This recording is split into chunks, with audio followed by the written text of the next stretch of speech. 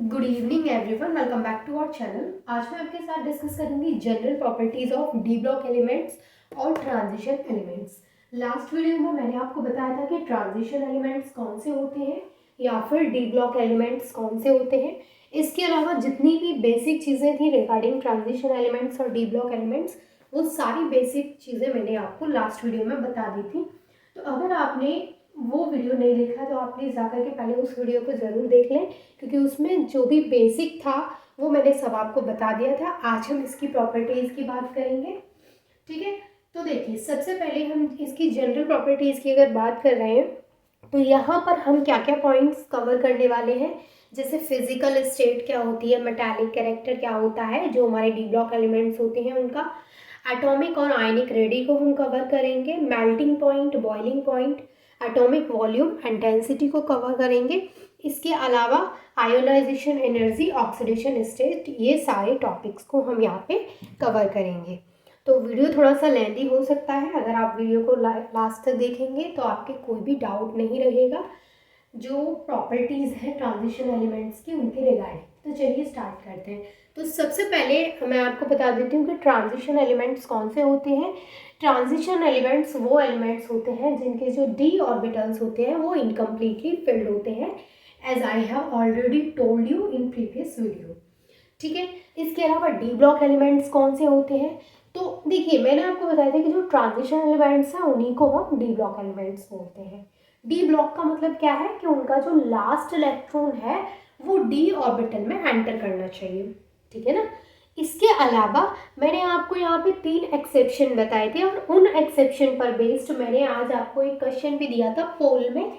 वहाँ पे मैंने क्वेश्चन जो था वो ये था कि स्यूडो ट्रांजिशन एलिमेंट कौन सा होता है।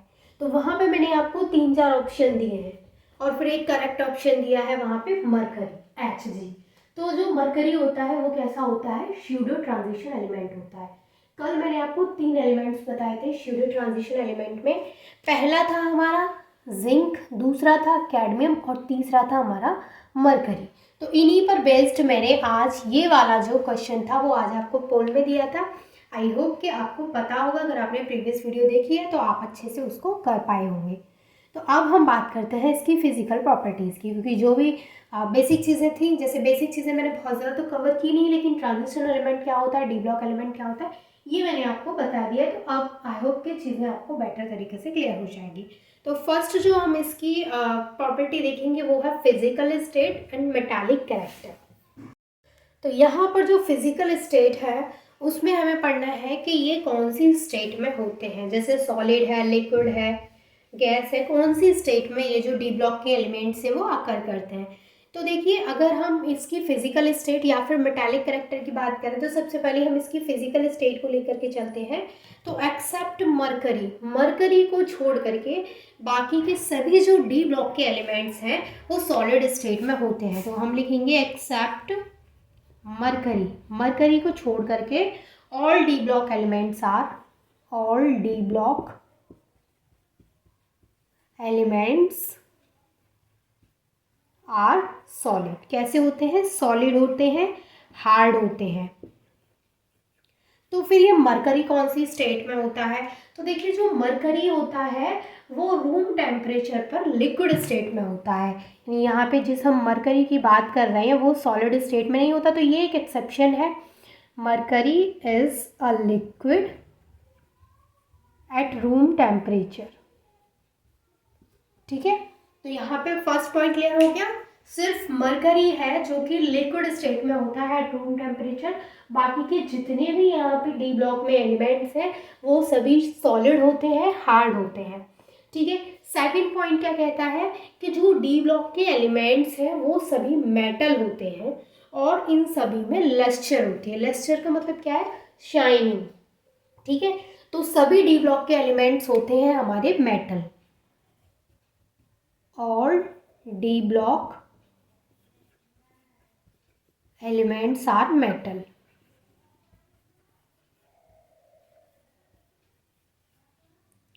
ठीक है।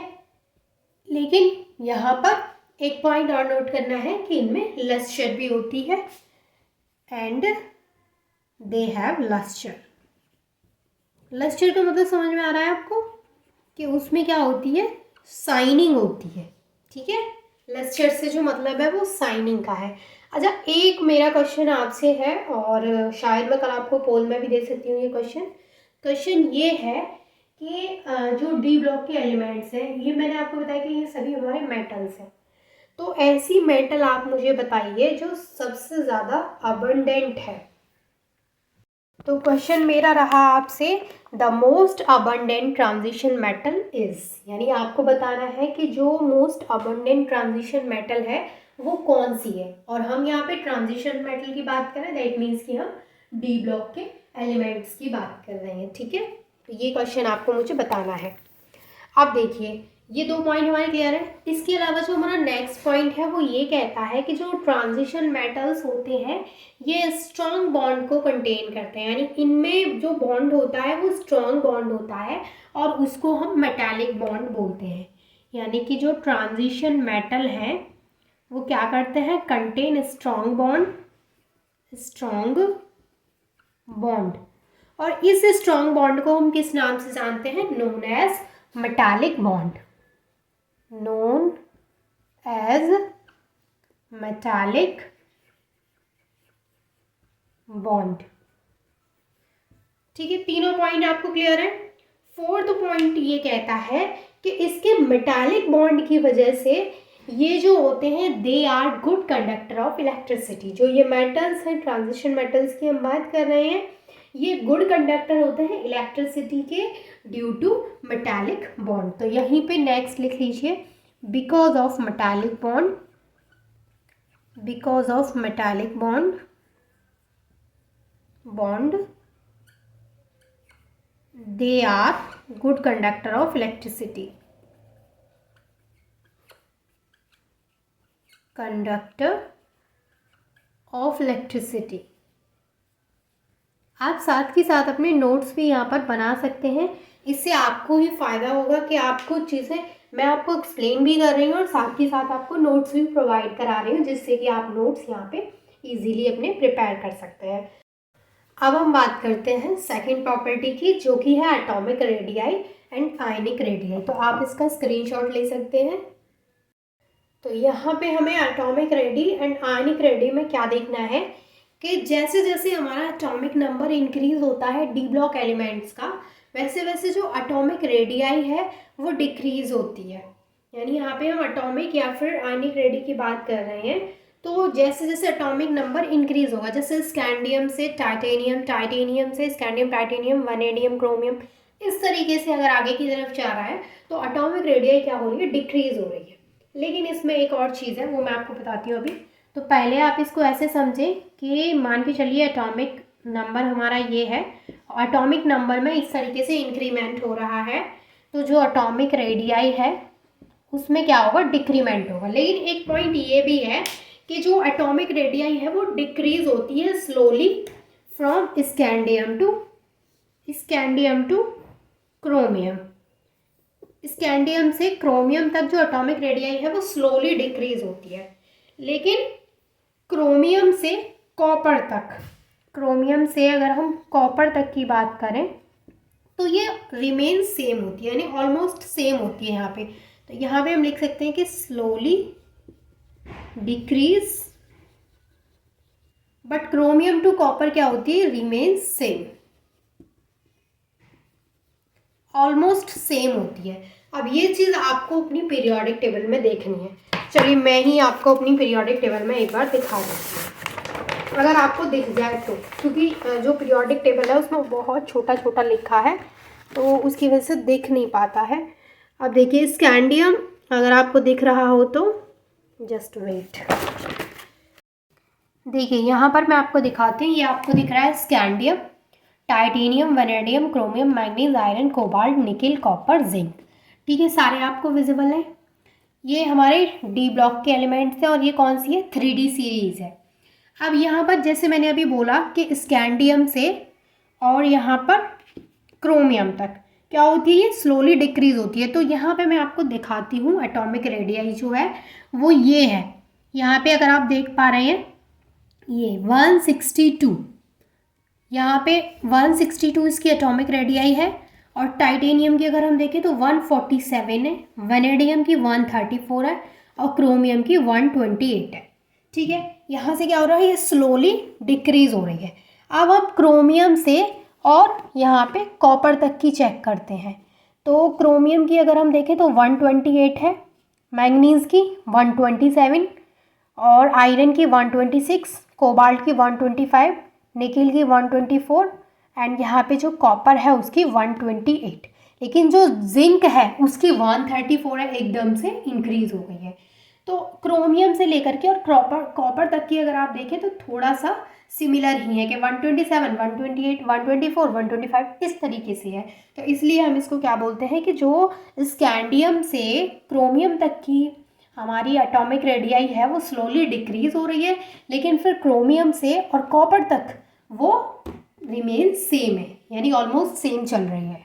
ठीक है, तो अब आ जाते हैं हम अपने टॉपिक पर। ठीक है, तो यहाँ पे मैंने आपको बता दिया कि स्कैंडियम से क्रोमियम तक स्लोली डिक्रीमेंट हो रहा है, and chromium to copper remain same है, और जिंक की मैंने आपको बता दी एकदम से इंक्रीज हो गई थी 134। ठीक है, तो ये जो हमारी सेकंड पॉइंट है वो भी क्लियर हो गया। अब हम थर्ड पॉइंट जो देखेंगे उसमें देखेंगे melting point of D block elements. अब अगर हम इसके मेल्टिंग पॉइंट की बात करें तो except zinc group, zinc group में कौन कौन से एलिमेंट्स आते हैं, जिंक, कैडमियम एंड मरकरी। इनको छोड़ करके, यानी ये एक्सेप्शन है, इनको छोड़ करके बाकी सभी जो हमारे डी ब्लॉक के एलिमेंट्स हैं, ऑल डी ब्लॉक एलिमेंट्स, इनके जो मेल्टिंग पॉइंट होते हैं वो हाई होते हैं, यानी इनका जो मेल्टिंग पॉइंट है वो हाई होता है एक्सेप्ट दीज 3 एलिमेंट्स। तो आपको याद रखना है कि मेल्टिंग पॉइंट की अगर हम बात कर रहे हैं तो ये 3 एलिमेंट को हम छोड़ देंगे, इनको एज एक्सेप्शन पढ़ेंगे, और बाकी के जो डी ब्लॉक के एलिमेंट्स हैं उन सभी का जो मेल्टिंग पॉइंट है वो हाई होता है। लेकिन अगर हम बात करें इनके डी ब्लॉक, इनके मेल्टिंग पॉइंट की, जो कि यहाँ पे एक्सेप्शन की तरह हम पढ़ रहे हैं जिंक, कैडमियम, मरकरी की, तो इनका जो मेल्टिंग पॉइंट होता है वो लो होता है। अब ऐसा क्यों है, यहाँ पे इनका मेल्टिंग पॉइंट लो क्यों है, क्योंकि मैंने आपको बताया था कि जो ये एक्सेप्शन है जिंक, कैडमियम, मरकरी हैं, इनमें क्या होते हैं, इनके जो डी ऑर्बिटल्स होते हैं वो फुली फिल्ड होते हैं, कंप्लीटली फिल्ड होते हैं। बाकी जो डी ब्लॉक के एलिमेंट्स हैं अदर, इनको छोड़ने के बाद उन सभी के जो डी ऑर्बिटल्स हैं वो इनकम्प्लीटली फिल्ड होते हैं, इसलिए इनका जो मेल्टिंग पॉइंट है वो हाई होता है एज कम्पेयर टू दिस। इनका जो मेल्टिंग पॉइंट है वो लो होता है। ठीक है, तो ये यहाँ पे 3 एक्सेप्शन पढ़ने हैं आपको। इसके अलावा देखिए इनका जो मेल्टिंग पॉइंट होता है वो जनरली बहुत हाई होता है, यानी ये जो डी ब्लॉक के एलिमेंट्स हैं इनका मेल्टिंग पॉइंट बहुत हाई होता है। अगर मैं आपको वैल्यू बताऊँ तो 1000 से ऊपर का ही इनका मेल्टिंग पॉइंट होता है। इनका जो मेल्टिंग पॉइंट होता है वो 1000 डिग्री सेल्सियस से ऊपर ही होता है सबका। लेकिन अगर सबसे ज़्यादा मेल्टिंग पॉइंट की मैं बात करूँ कि सबसे ज़्यादा मेल्टिंग पॉइंट किसका होता है, तो ये 1000 डिग्री सेल्सियस से अबव ही होता है। और सबसे ज़्यादा की अगर हम बात करें तो वो होता है टंगस्टन का। टंगस्टन का मेल्टिंग पॉइंट कितना होता है, आप गैस करिए। जब मैं बोल रही हूँ कि टंगस्टन का सबसे ज़्यादा होता है तो क्या आप गैस कर सकते हैं कि कितना होगा। तो टंगस्टन का जो मेल्टिंग पॉइंट होता है वो होता है 3410 डिग्री सेल्सियस। इससे आपको एक आइडिया लग रहा है कि इनके जो मेल्टिंग पॉइंट होते हैं जनरली बहुत हाई होते हैं, 1000 डिग्री सेल्सियस से ऊपर ही होते हैं। और सबसे ज़्यादा अगर हम मेल्टिंग पॉइंट की बात करें तो टंगस्टन का होता है 3410 डिग्री सेल्सियस। ठीक है, तो ये हमें पढ़नी थी इनके मेल्टिंग पॉइंट में। और देखिए यहाँ पर ये पॉइंट्स क्लियर होने के बाद फिर हम बात करेंगे इसकी बॉइलिंग पॉइंट की, तो आप इसका स्क्रीनशॉट ले सकते हैं। तो जैसे हमने इसका मेल्टिंग पॉइंट पढ़ा था वैसे ही सेम इसका बॉइलिंग पॉइंट है। बॉइलिंग पॉइंट में क्या है कि सेम जिंक ग्रुप के एलिमेंट्स को छोड़ के, यानी जिंक, कैडमियम, मरकरी, इनको छोड़ के बाकी जितने भी एलिमेंट्स हैं, ऑल एलिमेंट्स, कौन से एलिमेंट्स, डी ब्लॉक के एलिमेंट्स, उन सभी का जो बॉइलिंग पॉइंट होता है वो हाई होता है। ठीक है, लेकिन बात करें जिंक, कैडमियम, मरकरी की, तो इनका जो बॉइलिंग पॉइंट है वो हाई नहीं होता है, इनका बॉइलिंग पॉइंट क्या होता है, लो होता है। इनका बॉइलिंग पॉइंट सभी का हाई होता है। अगर हम सबसे हाईएस्ट बॉइलिंग पॉइंट की बात करें तो ऐसी कौन सी ट्रांजिशन मेटल है जिसका हाईएस्ट बॉइलिंग पॉइंट है, तो उसमें हमें पढ़ना होता है रेहेनियम। ठीक है, इसका जो यहाँ पे बॉइलिंग पॉइंट है वो है 5627 डिग्री सेल्सियस। ये इसका बॉइलिंग पॉइंट है जो कि सबसे ज़्यादा हाई है बाकी के सभी ट्रांजिशन एलिमेंट्स में।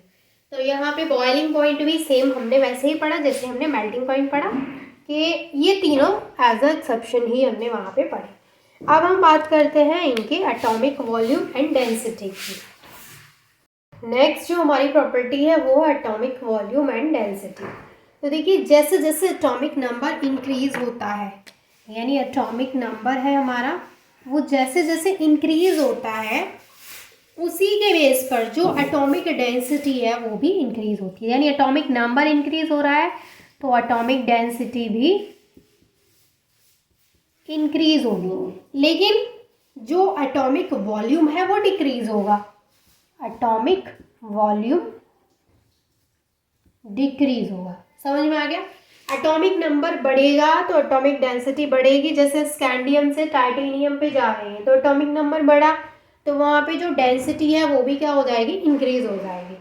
लेकिन अगर हम स्कैंडियम से टाइटेनियम पे जा रहे हैं तो वहाँ पे एटॉमिक वॉल्यूम जो है उसका वो डिक्रीज हो जाएगा। ठीक है, डेंसिटी इंक्रीज होगी एंड वॉल्यूम वहाँ पे डिक्रीज होगा। ठीक है, तो ये थी हमारी फिफ्थ प्रॉपर्टी। अब हम बात करते हैं इसकी सिक्स्थ प्रॉपर्टी की, जो कि है आयोनाइजेशन एनर्जी। अगर हम इनकी आयोनाइजेशन एनर्जी की बात करें तो इनकी जो आयोनाइजेशन एनर्जी है वो इंक्रीज होती है लेफ्ट से राइट में जाने में। यानी अगर हम लेफ्ट से राइट में जाते हैं तो जो आयोनाइजेशन एनर्जी है उसकी वैल्यू इंक्रीज होती है, अगर हम लेफ्ट टू राइट जाते हैं। अगर हम बात करें जैसे ये जो आयोनाइजेशन एनर्जी है, आप पीरियोडिक टेबल लेंगे तो देखिए जो भी बुक में आपको पीरियोडिक टेबल मिलेंगी, जैसे 10th की है, 11th की है, 12th की है, तो उनमें आपको इतना डिटेल में उस सबकी एटॉमिक रेडियाई या फिर आयोनाइजेशन एनर्जी नहीं बताई जाएगी। आपको क्या करना है कि एक पीरियोडिक टेबल खरीद के ले आनी है। ज़्यादा रुपए की नहीं आती है, 10-15 रुपए की आएगी, जैसे मैंने आपको अभी दिखाई थी। तो उस पीरियोडिक टेबल में अगर आपको अच्छे से पढ़ना है, जैसे अभी मैंने आपको बता दिया कि यहाँ पे लेफ्ट से अगर हम राइट में जा रहे हैं तो आयोनाइजेशन एनर्जी क्या है, इंक्रीज हो गई है। तो अगर आपको इसको बिल्कुल अच्छे से रट के एकदम पढ़ना है तो आप क्या करें कि उस टाइम पे अपनी पीरियोडिक टेबल को खोल लें और जो चीज़ मैंने बताई है उसको उससे मैच करके देखिए कि क्या वाकई लेफ्ट से राइट में जाने पे आयोनाइजेशन एनर्जी की वैल्यू इंक्रीज हो रही है, तो वो आपको फिर पीरियोडिक टेबल लेनी पड़ेगी। और अगर हम यहाँ पे जो एक्सेप्शन की बात करें यानी जिंक, कैडमियम, मरकरी की बात करें तो इनकी आयोनाइजेशन एनर्जी बहुत हाई होती है। यानी जिंक, कैडमियम और मरकरी की बात करें तो इनकी आयोनाइजेशन एनर्जी जो है, ये पता नहीं कैसे बनता है ऐसे, ठीक है, इनकी जो आयोनाइजेशन एनर्जी होती है वो बहुत हाई होती है। इनकी आयोनाइजेशन एनर्जी क्यों हाई होती है? क्योंकि इनके पास क्या होते हैं, फुली फिल्ड डी ऑर्बिटल होते हैं। यानी फिल्ड डी ऑर्बिटल होते हैं। फिल्ड डी ऑर्बिटल होने की वजह से जो इनकी आयोनाइजेशन एनर्जी है वो हाई होती है। एक क्वेश्चन और है मेरा आपसे, वीडियो के कमेंट में आपको बता के जाना है कि जो आयोनाइजेशन एनर्जी है वो क्या होती है। ठीक है, आपको मुझे उसकी डेफिनेशन बतानी है कि आयोनाइजेशन एनर्जी हम कौन सी एनर्जी को बोलते हैं। और अगर आपको नहीं पता है तो आप मुझसे कमेंट करके ज़रूर पूछ लीजिएगा कि आयोनाइजेशन एनर्जी क्या होती है। तो यहाँ तक मैंने आपको प्रॉपर्टीज़ बताई हैं, 6 प्रॉपर्टीज़। अब जो इसकी ऑक्सीडेशन स्टेट है वो थोड़ा सा मैं आपको डिटेल में बताऊंगी, तो मैं इस वीडियो में नहीं बता रही हूँ, मैं नेक्स्ट वीडियो में आपको बताऊंगी ऑक्सीडेशन स्टेट। और आप मुझे बताइएगा कि क्या आपको ऑक्सीडेशन स्टेट निकालना आता है और नहीं आता है। तो मैंने पहले ही कई बार सिखाया है, कई वीडियो है जो कि अपलोड है जिनमें मैंने आपको बताया कि किस तरीके से हमें ऑक्सीडेशन स्टेट निकालनी होती है। मैंने बीवीटी के क्वेश्चंस कराए थे वैलेंस बॉन्ड थ्योरी के, तब भी मैंने आपको वहाँ पे ऑक्सीडेशन स्टेट को निकालना बताया था। तो आई होप कि सारी प्रॉपर्टीज़ आपको अच्छे से क्लियर हो गई होंगी। कोई भी डाउट है तो आप मुझसे पूछ लीजिएगा। I am here to solve your all doubts and thank you so much for watching this video.